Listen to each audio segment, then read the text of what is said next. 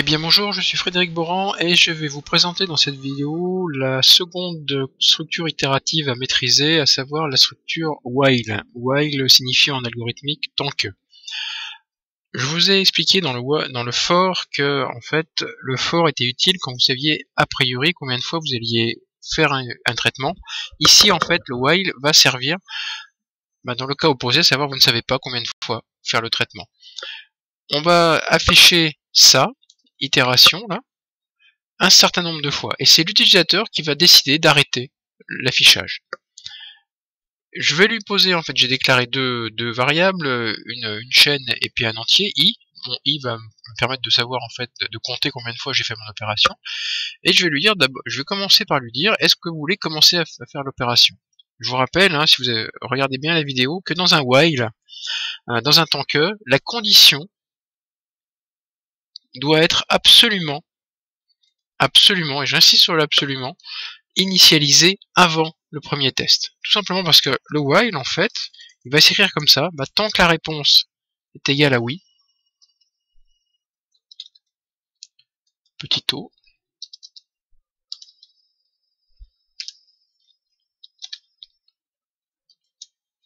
je vais lui dire d'afficher mon itération.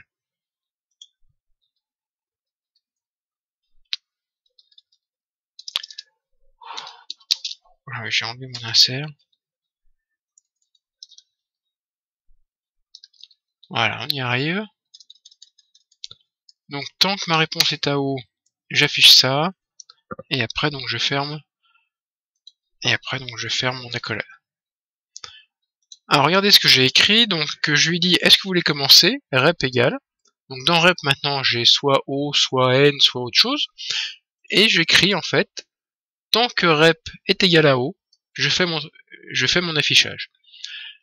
Donc là j'ai respecté ma première condition fondamentale, à savoir que dans un tant que, dans un while, la condition qui me permet de savoir si je continue ou pas doit être initialisée avant. Alors je vais vous montrer ce qui se passe.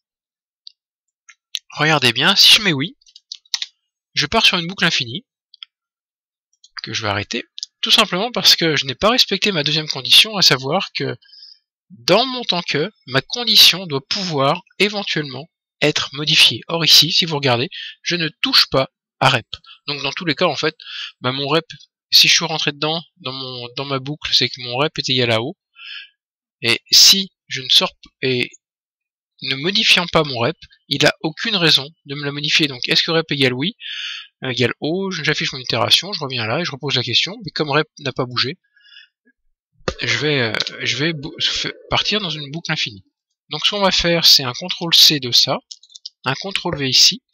Plutôt que de dire on continue, on commence, on va mettre on continue.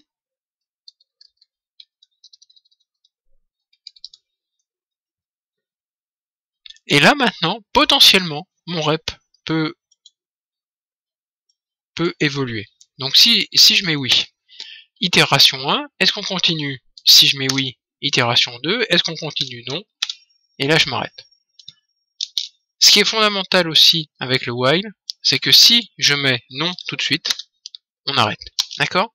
Ça veut dire quoi? Ça veut dire que dans une boucle, quand vous utilisez le tant que, éventuellement, vous ne ferez jamais ce que vous voulez répéter X fois. Attention, ça c'est important. Si vous voulez absolument forcer le premier passage, il faut partir sur une autre structure qu'on verra dans la vidéo suivante, qui est la structure répétée, qui est un do while si vous voulez, c'est faire jusqu'à, c'est ce qu'on appelle le répéter en algo. Ici le while, c'est là vraiment, avec le while on peut absolument tout faire, puisqu'on peut éventuellement ne pas exécuter, on peut exécuter un certain nombre de fois.